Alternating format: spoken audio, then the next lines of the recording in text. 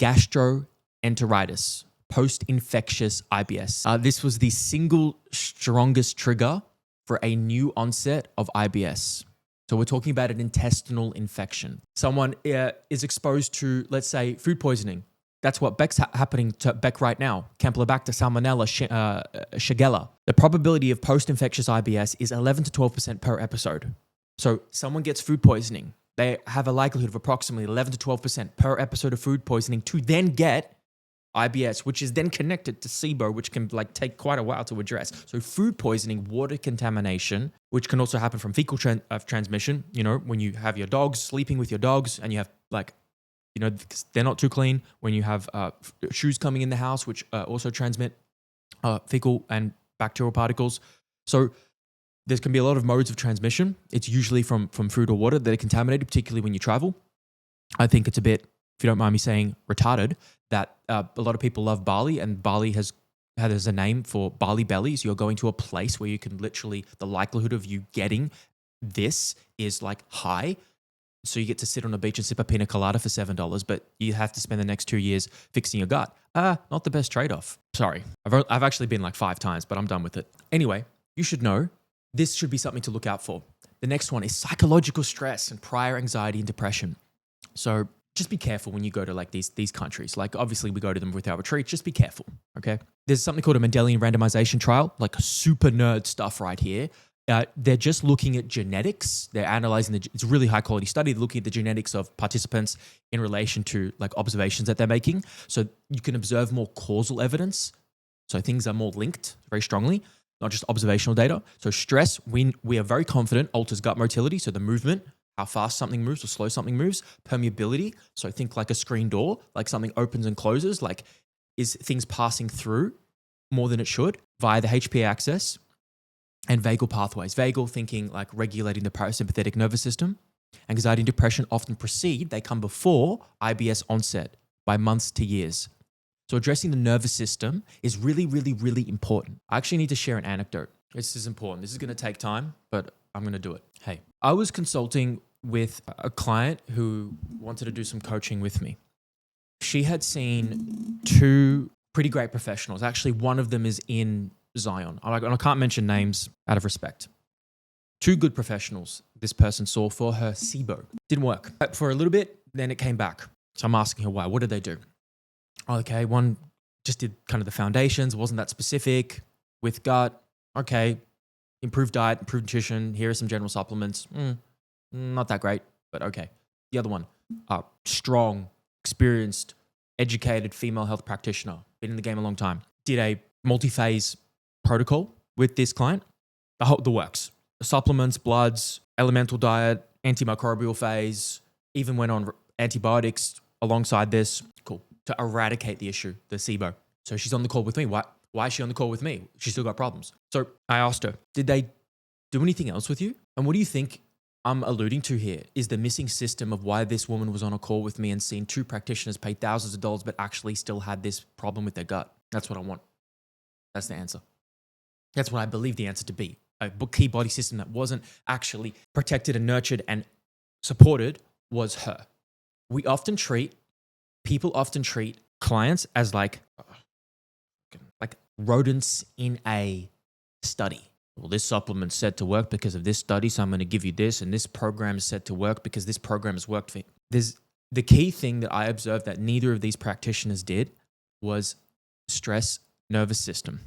When I asked her about this, which the other practitioners didn't, she told me that she is. Let me actually just tell you exactly what she told me.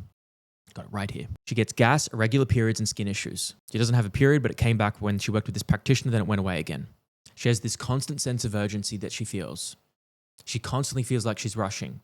She feels like she's putting a lot of pressure on herself. And she wants to engage with more, reconnect with more fun, and alleviate the pressure from herself, and not feel so stressed. So this stress thing sounds a bit woo sometimes, but it actually has strong mechanisms to driving these health issues. I believe she's back here again is because the other practitioners didn't cover a key body system, the HPA axis, the stress system, her nervous system. And that's why the protocol can be amazing. The guide, the science, and the nutrition can be amazing. But unless you get to the root cause of it, or the key body systems that are driving the underlying issue, then you might just be another step in your client seeing like their third or fifth practitioner. So I would rather you guys be the last one that a client has to see. So I wanted to let you guys know that you could be super smart and be super dumb. No disrespect. I think you could be so smart that you can be dumb. I think some practitioners are so smart that they've completely missed the human. Yes, Zoe. In regards to clients who they maybe can't see that their stress is a big driver, Yeah. e.g., when I was reading the module yesterday, like that sort of a thing, and seeing that stress or being in a constant state of like rush is keeping someone stuck in a cycle of their symptoms and dysfunction. Yeah. But they don't see it as a problem because they're like, well, I've been in this job for years. Like I have woken up to go to the gym at 4 a.m. for years. Like I've had this, and you're like, how do you, or what sort of questions, if Socratic or dialogue, could you use to let a client know it's probably like the stress when they actually identify with that not being a problem? It's a really good question. It's going to be a combination of education. Like we need to educate our clients because they don't know the impacts of emotional and physical stress on their health symptoms. And the other part is identity, because identity and beliefs. People form an identity around a certain personality that is related to stress. It helps them produce, it helps them be productive, it helps them perform. And part of the reason they're successful or validated or have a positive self-esteem in life is because of the very thing that's slowly harming and killing them. So you need to consider that, and that it might take some time to belief shift that. So one, when there's an education piece, I would like to explain to you the damages that this is having on your body.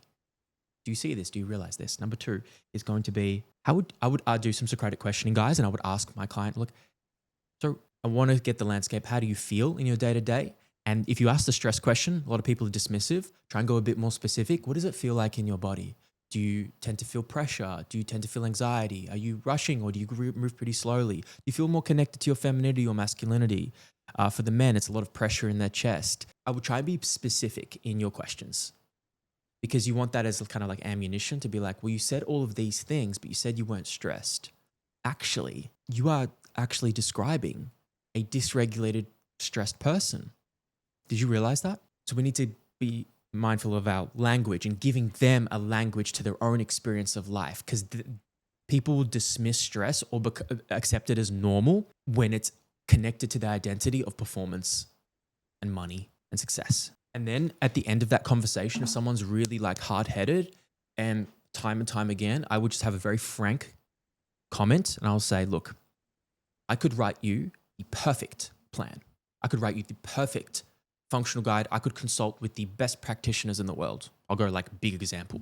But the likelihood of addressing these issues and having you feel at your best, or whatever their goal is going to be lower or unlikely if we don't address this part, which is the stress, which is this system that has been ignored for years. You've told me you've been doing this for years, yet here you are. So I need to then manage expectations that without addressing this, my ability to support and help you is going to be limited. Are you okay with that? I would focus on those three things. Thank you very much. That's very helpful dialogue. I hope so. When you have that when you guys have those convos, record it, send it, let's look at it. Back to the screen. All right. So psychological stress, that's just a story I wanted to tell you guys to hammer home the point. You can be amazing, smart practitioner, but be really kind of dumb with the human. Antibiotic exposure, even short courses disrupt microbiome exposure for months, if not years. I have one client, Billy, the guy's had like 8 courses of antibiotics, got some gut issues. And it comes up in his immune system when he does his endurance races. That is an immune system challenge. Contributes to the development of SIBO. So you want to screen for lifetime exposure of antibiotics. Can we put how many times you've been on antibiotics in the chat personally? For me, I've had once to my recollection for my SIBO. Wow, Zoe. Had access to them, which was the thing. So I didn't have to get prescribed them. Oh, And wow. I didn't realize how bad they were at the time. But I kept getting tonsillitis. Okay, Matan 5+. What about you, Paul? Really? Countless. What for? The latest one, I actually had bronchitis, and then I've also had pneumonia. I had a bit of chronic fatigue growing up. I can't remember if it was for that, but lots of things, infections, flu-like symptoms. Yeah, I just remember always always copping it growing up. Yeah. Yeah. Fair enough. That's gnarly. Okay, so you guys obviously see the prevalence is even quite high in a group of health professionals, let alone the general population. Please don't get me mistaken. Antibiotics save lives. Do not go out there and recommend your clients don't take antibiotics. You don't want to be liable for something like that. They need to consult with their physician on that. Your responsibility is to educate, is to present information so they can make an informed decision. It's not to be biased towards one particular agenda. It's to present information in a objective, unbiased manner as possible. Next, females. They are more likely to have IBS-related symptoms. We know estrogen and progesterone affect motility, pain, bile flow, particularly if it's high. That's something to screen for. Then, as Zoe said, or some of you said, Georgia, ultra-processed food diet is a number of factors that influence this, but improving diet quality will be a risk factor. I want to make a special mention to high-intensity, long-duration exercise. Endurance events, we're talking 1, 2, 3 hours. Lockie Kennedy is somebody who's experienced this himself, can increase transiently, temporarily, permeability. So these tight junction proteins in the gut, they kind of open up for too long, too much. Things pass through, trigger immune responses. Okay. And you see this endotoxin movement throughout, which is, you can think of like there's negative gram bacteria in these cells that can break open and be transported and then have a bunch of inflammatory molecules and cytokines inside that can trigger immune responses. So these are the things to watch out for, okay?